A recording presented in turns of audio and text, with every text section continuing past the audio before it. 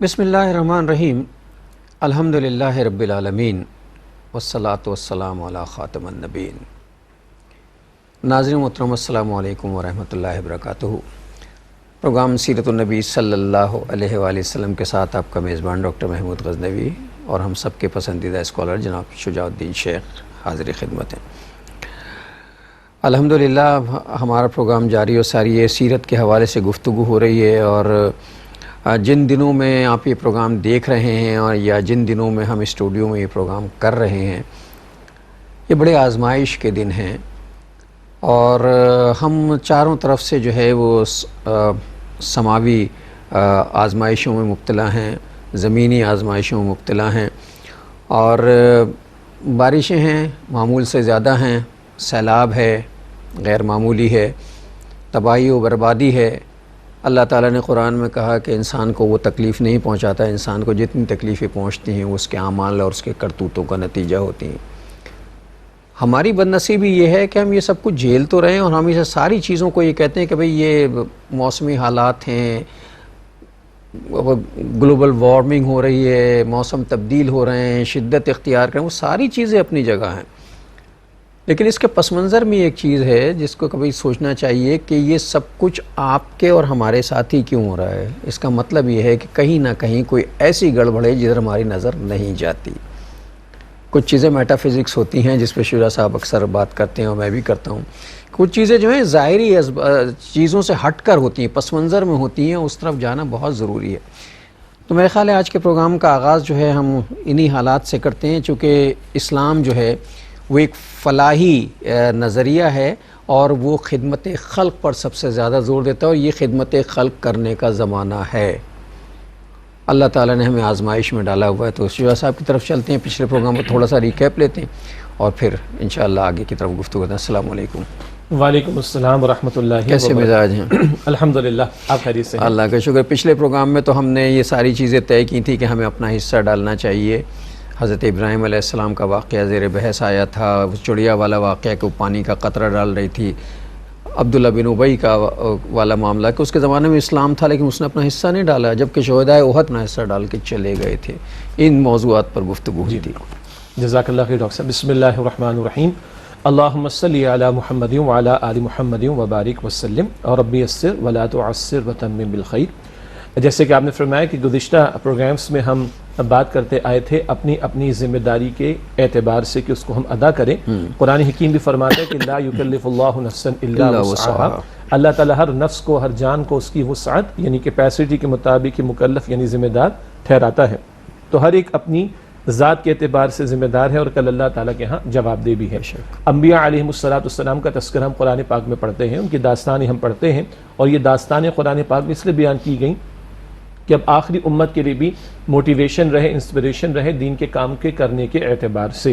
اس دین کے کام کے کرنے کے اعتبار سے محنت کرنا ہمارا فرض ہے، ہم محنت کرنے کے ذمہ دار ہیں، نتائج کے ہم ذمہ دار نہیں ہیں۔ کئی انبیاء ہیں علیہم السلام جن کے ہاتھوں اللہ کا دین غالب نہ ہوا، بعض انبیاء علیہم السلام کو شہید تک کر دیا گیا، بعض انبیاء علیہم السلام ایسے کہ جن پر چند افراد ایمان لائے مگر وہ اپنی محنت کر گئے، وہ اللہ تعالیٰ کے ہاں کامیاب ہیں۔ پھر اسی بات کو ہم نے تھوڑا الیبریٹ کیا تھا کہ عیسیٰ علیہ السلام اور نبی اکرم علیہ السلام کے درمیان تقریباً 600 برس کا فرق ہے۔ البتہ عیسیٰ علیہ السلام کے دور میں تو لوگ ان کی جان کے دشمن ہو گئے، یہود، چنانچہ اللہ تعالیٰ نے ان کو آسمانوں پر زندہ بلند فرما لیا۔ البتہ عیسیٰ علیہ السلام نے فرمایا میں آنے والے دور کے لیے راستے کو صاف کر رہا ہوں، اور آنے والا دور آخری رسول نبی اکرم صلی اللہ علیہ وآلہ وسلم کا تھا، اور اللہ کے رسول علیہ السلام کا تو مشن ہی یہی تھا لیظہرہ علی الدین کلہ، تاکہ آپ کل نظام زندگی پر اللہ کے دین کو، دین اسلام کو غالب فرما دیں۔ دین غالب ہوا نبی علیہ السلام کے دور مبارک میں آپ کے مبارک ہاتھوں سے، مگر 600 برس پہلے عیسیٰ علیہ السلام فرما رہے میں آنے والے دور کے لیے راستے کو صاف کر رہا ہوں۔ اچھا بھائی نتیجہ نہ نکلے، اس کے لیے مثال ہم نے دی تھی ابراہیم علیہ السلام کے دور کے تعلق سے، حکایت کی ایک مثال ہے، اور حکایت میں ذکر ہے کہ جب ابراہیم علیہ السلام کے لیے آگ کا الاؤ روشن کیا جا رہا تھا تو ایک چڑیا آ کر ایک قطرہ پانی کا ڈال رہی، اور اس سے پوچھا گیا بھائی تمہارے قطرہ ڈالنے سے آگ بجھ جائے گی؟ اس نے کہا نہیں بجھے گی۔ کبھی خواہ کی ایکسرسائز کی ضرورت کیا پڑے گی؟ تو اس سے بڑا پیارا جواب دیا کہ میں یہ چاہتی ہوں کہ میرا نام ابراہیم علیہ السلام کے لیے آگ لگانے والوں میں نہیں آگ بجھانے والوں میں لکھا جائے. یہ ہم نے پچھلے پروگرام میں گفتگو کی تھی، اور اس کا مقصد یہ تھا کہ ہم اپنے آپ کو ترغیب دیں، تشویق دیں اور آمادہ کریں کہ آج اللہ کے اس دین کے لیے جد و جہد کرنا، اللہ تعالیٰ کے دین کو سیکھ کر عمل کرنے کی کوشش، اللہ تعالیٰ کے دین کی دعوت اور اللہ تعالیٰ کے دین کو قائم کرنے کی جد و جہد کرنا، یہ آج ہمارا فرض اور ہماری ذمہ داری ہے. آپ نے انٹرو میں عبداللہ بن ابی کا ذکر کیا، شہداء احد کا ذکر فرمایا، تو ناظرین کی یاد دہانی کے لیے دوبارہ ذکر کر دیتے ہیں. فتح مکہ ہوتی ہے، 8 ہجری کی بات ہے، دین غالب ہوتا ہے جی یہ 8 ہجری ہے، لیکن غزوہ احد کا معاملہ تو 3 ہجری میں پیش آیا، اور 70 صحابہ نے، زمانہ پڑا ہوا ہے، زمانہ بھی باقی ہے، کافی دورہ بھی باقی ہے آگے آنے والا. تو 3 ہجری میں غزوہ احد کا معاملہ، 70 صحابہ کرام شہید ہو گیا رضی اللہ تعالی عنہم اجمعین. دین تو ابھی غالب نہ ہوا، لیکن یہ اللہ کیا کامیاب ہے، انہوں نے اپنا حصہ ڈال دیا. جان پیش کرنے کے بعد تو کچھ نہیں بچتا بندے کے پاس. 8 ہجری میں دین غالب ہو گیا، عبداللہ بن ابی ابھی زندہ ہے. 9 ہجری میں کم و بیش جا کے اس کا انتقال ہو رہا ہے.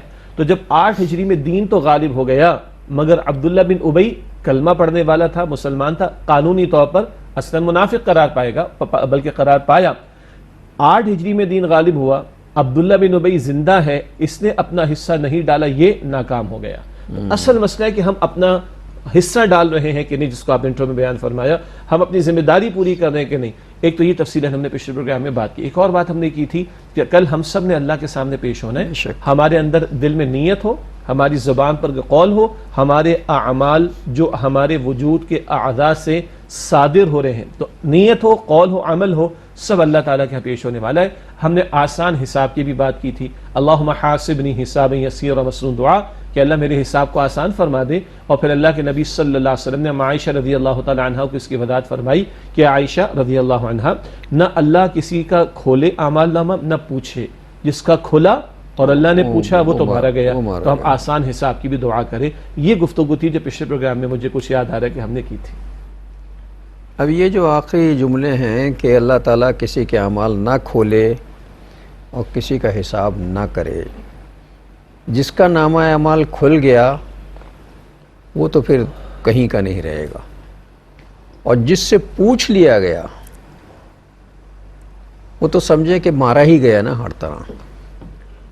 اس جملوں کو ذرا ذہن میں رکھیے اور یہ سوچئے کہ آج جو اعمال ہم کر رہے ہیں اجتماعی طور پر، کیا ہم یہ بات بالکل بھول چکے ہیں کہ اللہ اگر پوچھ بیٹھا اور اللہ نے اگر کھول دیا سارا تو کیا ہوگا؟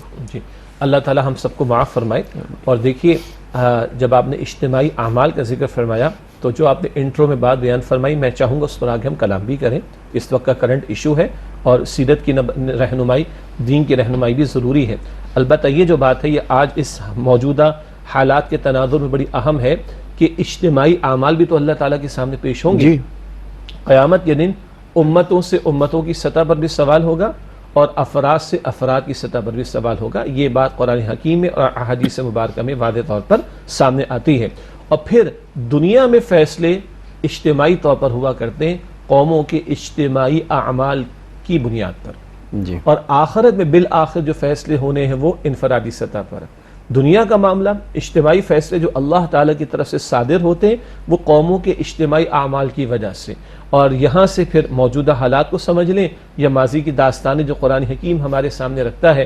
جب قوموں کے اجتماعی اعمال میں بگاڑ پیدا ہوتا ہے تو پھر اللہ تعالیٰ کی طرف سے عذاب بھی آتے ہیں، اللہ تعالیٰ کی طرف سے آزمائشیں بھی آتی ہیں، اللہ تعالیٰ کی طرف سے سختیاں بھی آتی ہیں، اللہ تعالیٰ کی طرف سے تکالیف بھی آتی ہیں.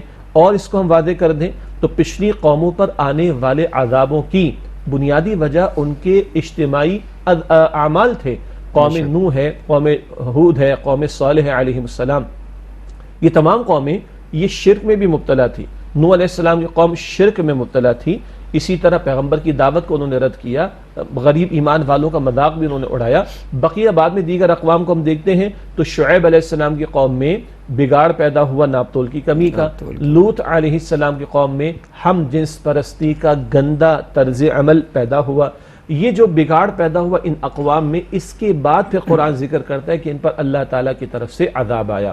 تو قوموں کے فیصلے دنیا میں جو اللہ تعالیٰ کی طرف سے اجتماعی طور پر ہوتے وہ ان کے اجتماعی اعمال کی بنیاد پر.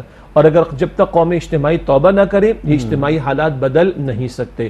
آخرت کے فیصلے بالآخر ایک ایک فرد کے اپنے کردار کی بنیاد پر ہونے، وہ آخرت کا معاملہ، دنیا میں اجتماعی فیصلے اللہ کی طرف سے صادر ہوتے ہیں قوموں کے اجتماعی اعمال پر۔ دنیا میں جتنی بھی تاریخ ہے، انسانی تاریخ، اسے اگر سرسری کیا ہے تو ایک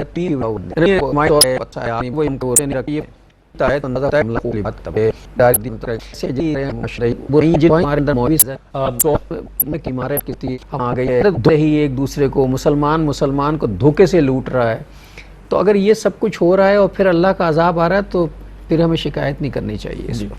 اب اس کو بھی تھوڑا سا کیونکہ ہمارے ناظرین کی یاد دہانی بھی، بعض لوگوں کی ایجوکیشن بھی ضروری ہے کہ یہ جو اجتماعی معاملات ہیں اس کی مختلف کیفیات یا پہلوؤں کو بھی اللہ تعالیٰ نے قرآن حکیم میں ذکر فرمایا۔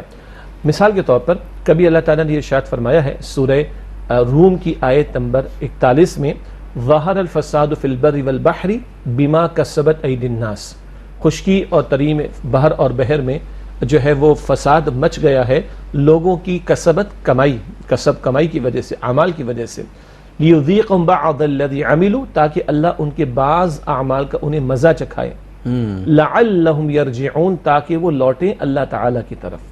آنے والی سختیوں میں ایک حکمت یہ بھی بیان ہوئی کہ کچھ کا مزہ چکھا دیا جائے، سب کا نہیں۔ اللہ تعالیٰ نے قرآن پاک میں کم سے کم 2 مرتبہ ارشاد فرمایا ہے، اگر ہر گناہ پر اللہ پکڑنے پر آ جائے، ما ترکا من دابۃ فی الارض، زمین میں کوئی جاندار بھی اللہ باقی نہ چھوڑے، ولیکن یؤخرہم، اللہ مؤخر کرتا ہے، ہر گناہ پر نہیں پکڑتا، کچھ پر پکڑتا ہے۔ اچھا کچھ پر پکڑتا ہے اور کوئی سزا کی کیفیت، عذاب کی کیفیت، تنبیہ کی کیفیت، آزمائش کی کیفیت طاری کرتا ہے، تو آگے ذکر فرمایا لعلہم یرجعون، تاکہ لوگ لوٹیں اللہ سبحانہ رجوع وتعالیٰ کر لیں، اس کی رجوع طرف کرنے کا معاملہ۔ ناظرین ابھی ہم بھی رجوع کرتے ہیں ایک وقفے سے آ کے اسی بیان کی طرف۔ اللہم صلی علی سیدنا و مولانا محمد۔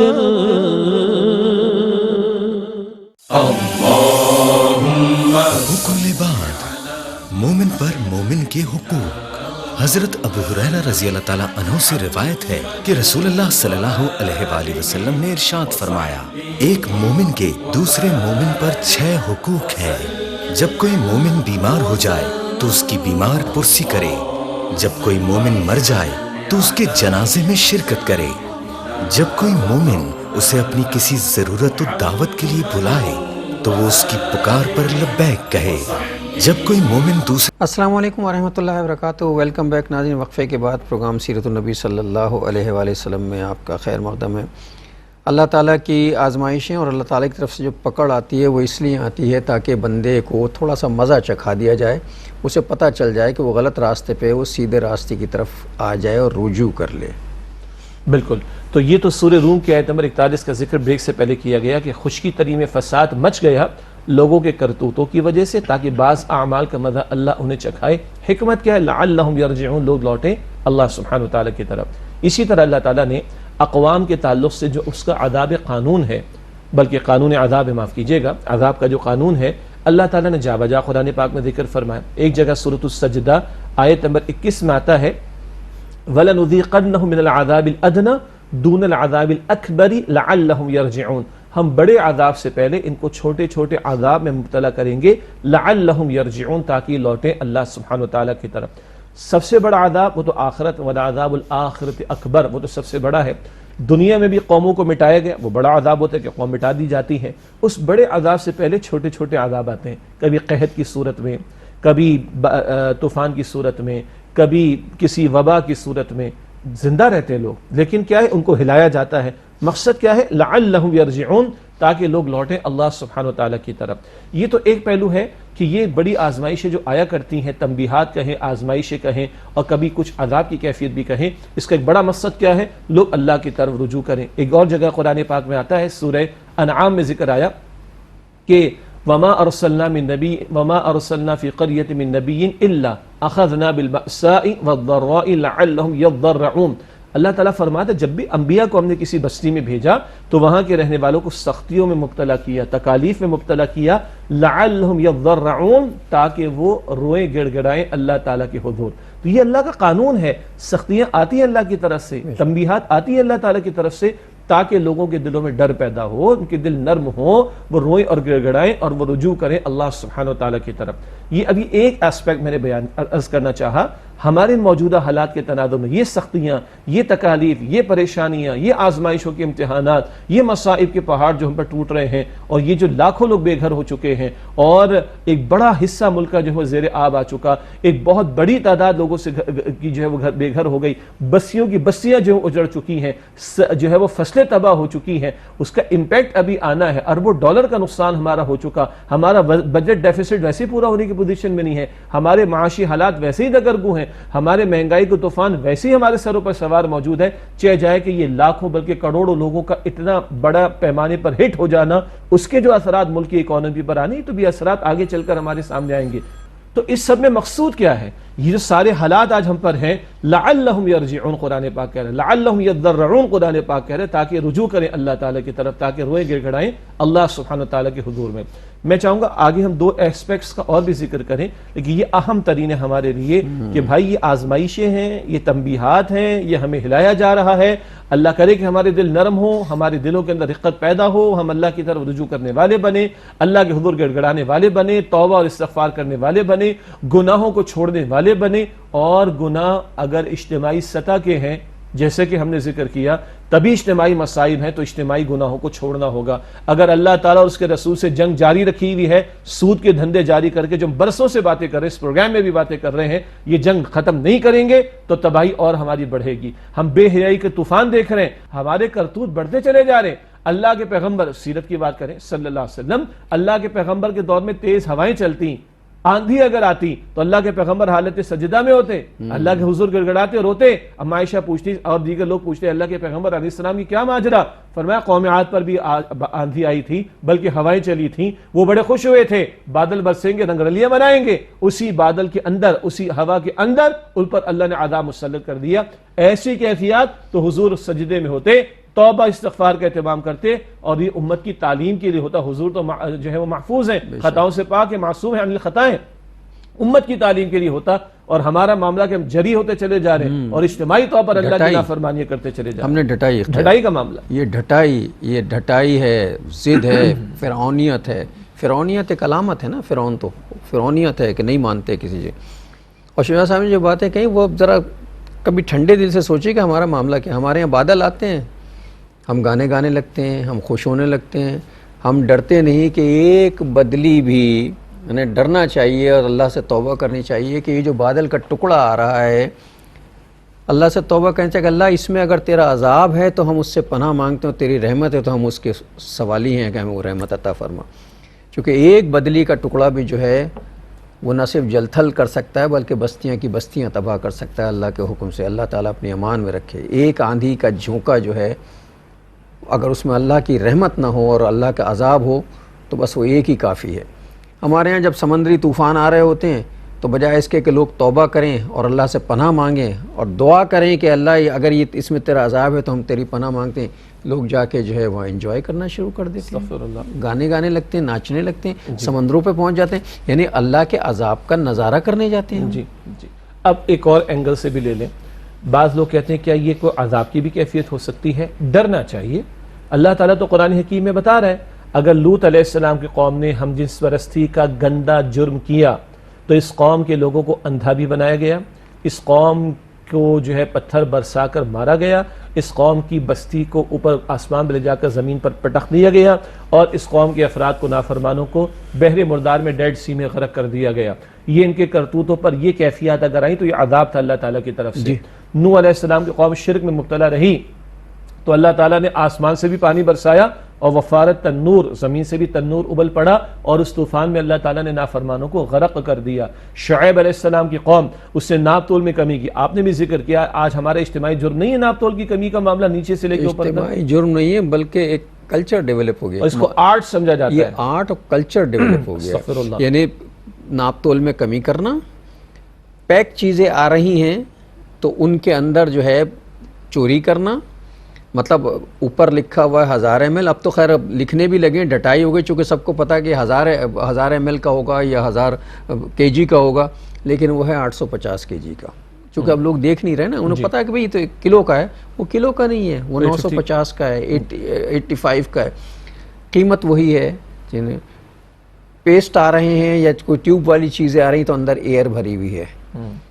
اچھا اگر ایئر نہیں, ٹیکنیکس ہے نا, میں تو چونکہ ایڈورٹائزنگ کا آدمی رہا ہوں تو وہ ساری ٹیکنیکس مجھے پتہ ہیں جو بزنس مین کرتے ہیں کہ جناب وہ فرض کرے ٹوتھ پیسٹ ہے یا کوئی ایسی چیز ہے جو ٹیوب میں آ رہی ہے تو ٹیوب کا اوپر کا ڈایا بڑھا دو, ڈایا سے مراد اس کا سوراخ بڑھا دو, جب دبائیں گے تو جہاں وہ 1 ml نکلنا ڈایا بڑھ جائے گا, اس کا سوراخ بڑھ جائے گا تو وہ 2 ml نکلے گا تاکہ جلدی خرچ ہو جائے اور جلدی جو ہے. یہ جو ٹیکنیکس ہیں جس کو ہم کہہ رہے ہیں یہ آرٹ ہے, یہ کمال ہے, یعنی یہی آرٹ جو ہے وہ اصل میں کمال نہیں ہے, زوال ہے. جی, یعنی دھوکہ دینے کا کمال, جی, بے وقوف بنانے کا آرٹ, لوٹ مار کرنے کا آرٹ. ہاں, پہلے اس کو جرم سمجھا جاتا تھا, اب اس کو آرٹ کہا جاتا ہے. استغفر اللہ.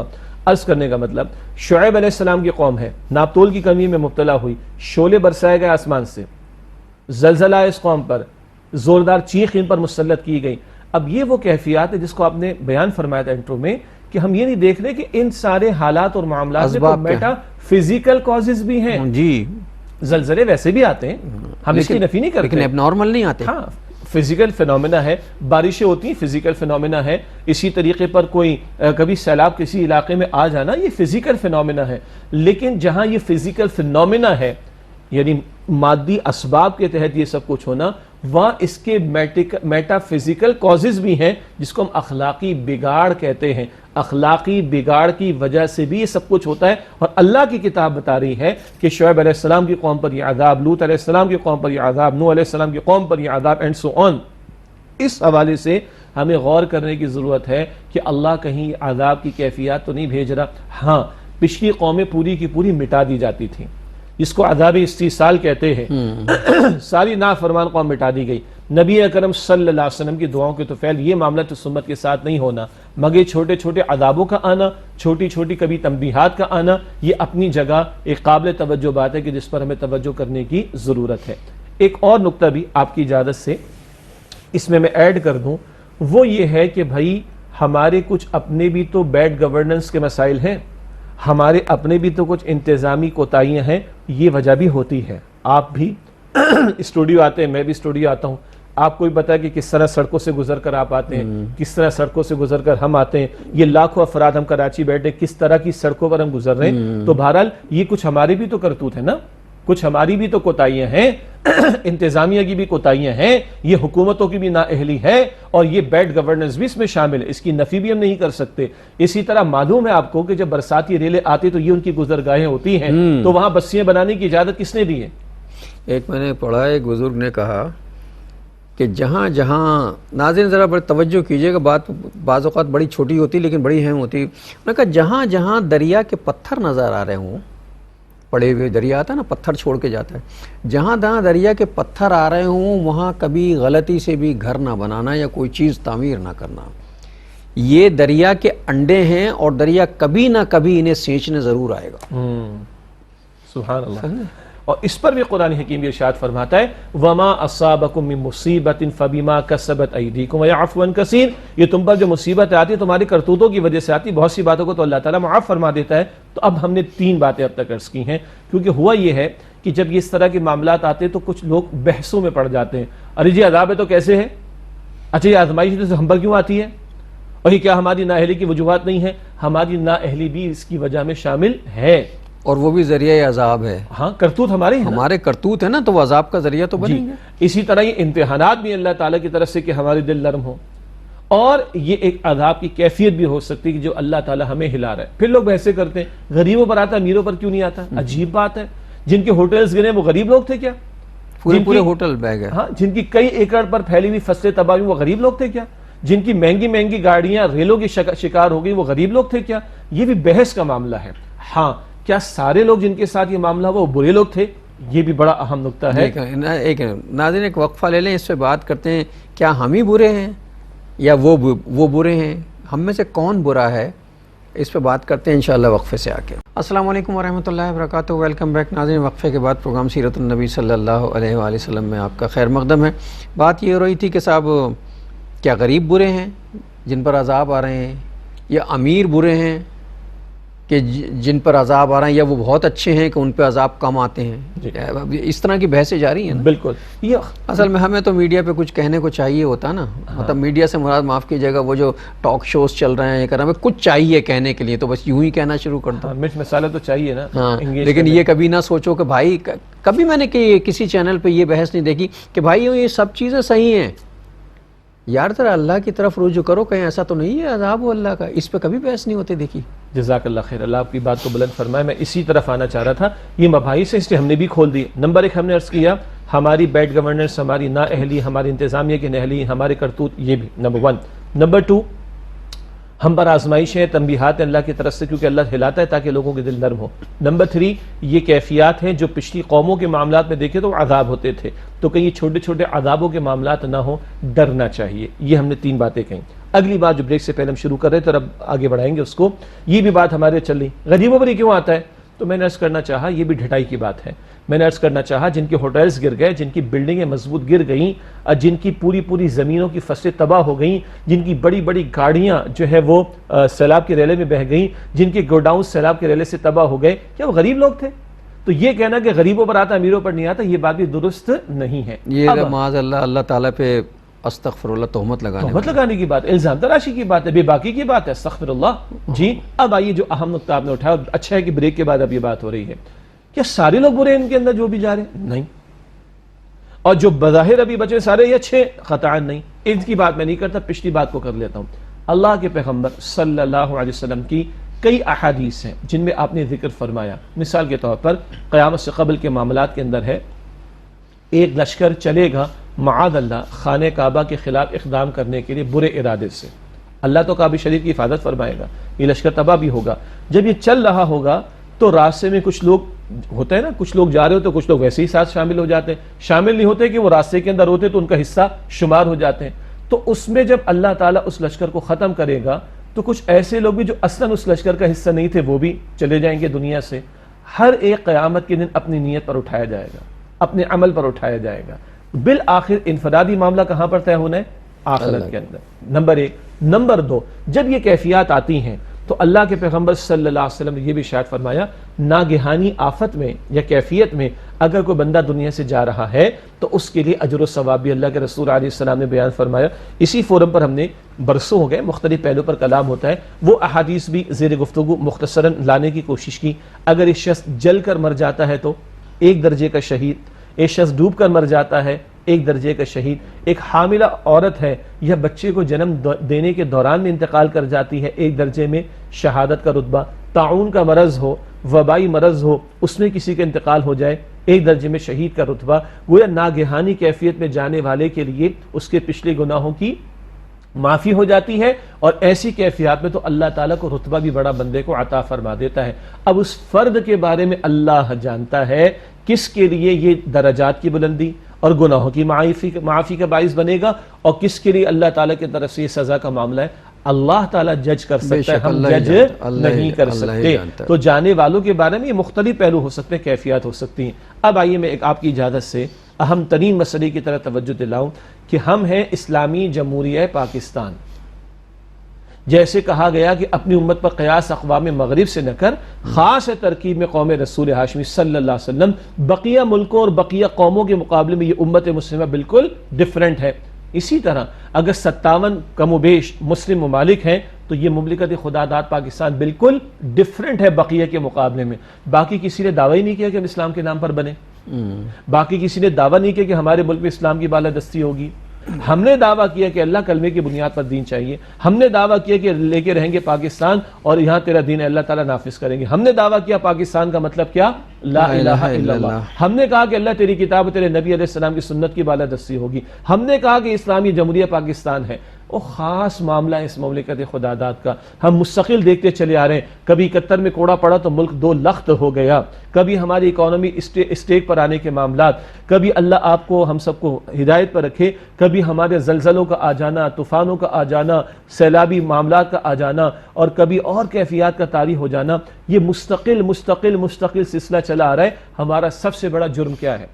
اجتماعی طور پر ہمارا سب سے بڑا جرم یہ ہے کہ اس مملکت خدا داد کو 75 برس گزر گئے، ہم نے اللہ کا دین نافذ نہیں کیا، ہم نے اللہ کی شریعت کے احکامات کو نافذ نہیں کیا. نفاذ تو دور کی بات، ہم نے دھڑلے کے ساتھ احکامات توڑے، ہم سیریس ہی نہیں ہوئے نا، اور سیریس نہیں ہوئے، اور ہم ڈٹے ہوئے ہیں، ہم ڈٹے ہوئے اللہ تعالیٰ کی نافرمانیوں پر. تو اللہ ہلا رہا ہے ہمیں، اللہ ہمیں توجہ دلا رہا ہے، اللہ تعالیٰ ہمارے دلوں کو نرم کر رہا ہے، اللہ تعالیٰ رجوع کی طرف متوجہ کر رہا ہے ہمیں.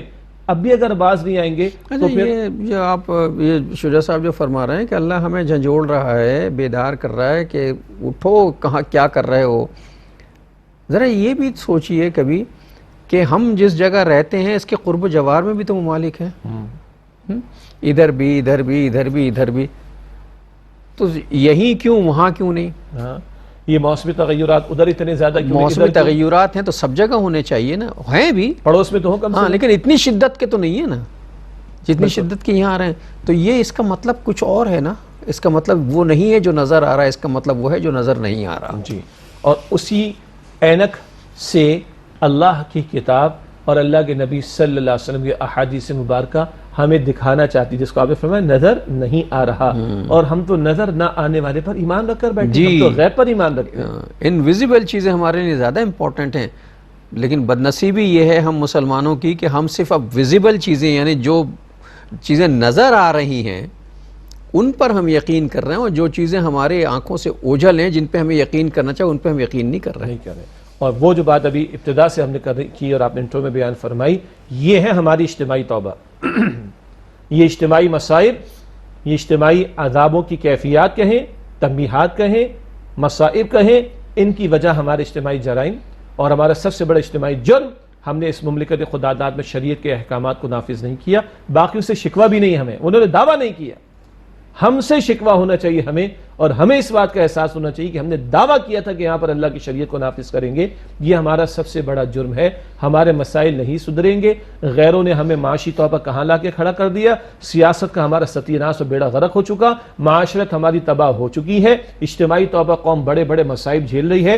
آخر کب ہماری آنکھیں کھولیں گی؟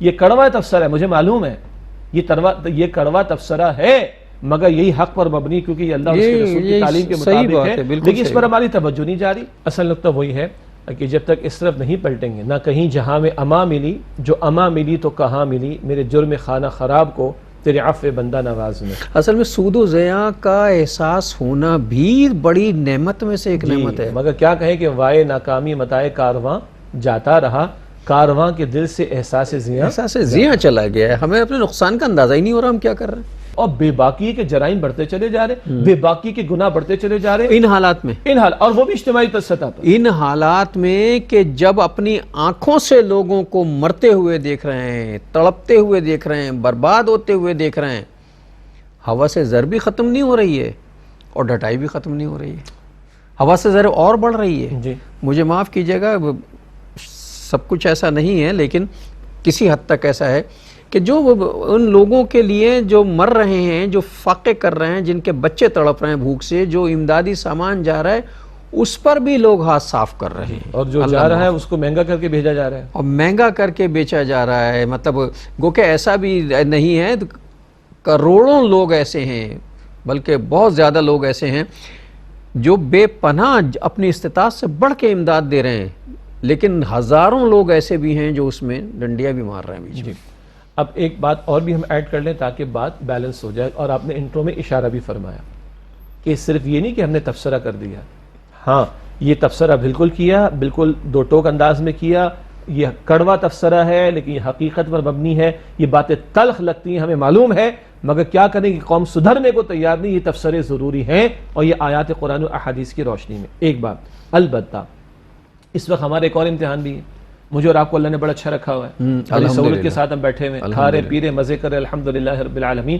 ہمارا امتحان ہے کہ اللہ نے ہمیں جو نعمت عطا فرمائی اس کا شکرانہ یہ بھی ان محتاج بھائیوں اور بہنوں تک ہم یہ پہنچانے کی کوشش کر رہے ہیں کہ نہیں کر رہے، جن پہ آج مصیبت آئی ہوئی ہے، جس کو آپ نے خدمت خلق کہا. یہ ہمارا بھی امتحان ہے، یہ وقت گزر جائے گا، ان کی بھوک بھی انشاءاللہ مٹ جائے گی، انشاءاللہ ان کا گرا ہوا گھر بھی انشاءاللہ کھڑا ہو جائے گا انشاءاللہ تعالی، چند مہینے لگ جائیں گے، ٹھیک ہے، اور یہ وقت ہمارے ساتھ بھی گزر جائے گا. بٹ کیا ہم اس امتحان میں کامیاب ہوں گے کہ نہیں ہوں گے؟ تو جو اللہ نے مجھے دیا، اللہ کے پیغمبر فرماتے صلی اللہ علیہ وسلم، الخلق عیال اللہ، ساری مخلوق اللہ کا کنبہ ہے، اور اللہ کو سب سے زیادہ اس کنبے میں پسند کون ہے؟ جو اس کی مخلوق کے ساتھ بھلا سلوک کرے۔ آپ فرماتے صلی اللہ علیہ وسلم جب تک بندہ اپنے بھائی کی حاجت کو پورا کرنے میں لگا رہے گا اللہ تعالیٰ اس بندے کی حاجت کو پورا کرنے میں لگا رہے گا۔ اور اللہ کے رسول علیہ السلام فرماتے تم آج دنیا میں کسی کی تکلیف کو دور کرو، اللہ قیامت کے دن کی تکلیفوں میں سے کسی تکلیف کو تمہاری دور فرمائے گا۔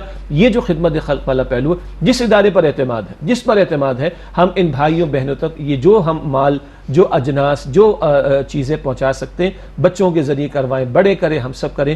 یہ بھی ہماری ایک آزمائش اور امتحان ہے، یہ پہلو بھی ہمارے سامنے رہے کہ یہ ہمارا امتحان ہے کہ ہم اللہ کی نعمتوں کو ان بھائیوں تک پہنچانے کی کوشش کرتے ہیں نہیں۔ مطلب بہت تکلیف دہ صورتحال سے دو چار ہیں لوگ، اور اللہ کی طرف سے آزمائش ہے۔ ہمیں اس بات پہ شکر ادا کرنا ہے کہ اللہ کا بڑا کرم ہے کہ ہم اس آزمائش سے نہیں گزرے ہیں، تو اس کا شکرانہ یہ ہے کہ اس شکرانے کے طور پر ان کی مدد کر دی جائے۔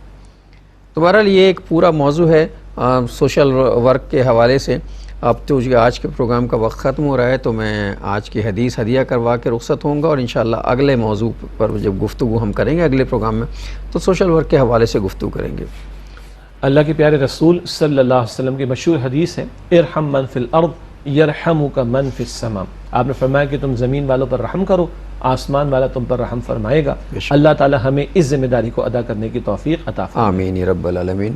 اور ناظرین محترم، اس کے ساتھ ہی ہمارے آج کے پروگرام کا وقت ختم ہوا۔ اگلے پروگرام تک کے لیے جناب شجاع الدین شیخ اور اپنے میزبان ڈاکٹر محمود غزنوی کو اجازت دیجیے۔ اللہ نگہبان، والسلام علیکم ورحمۃ اللہ وبرکاتہ۔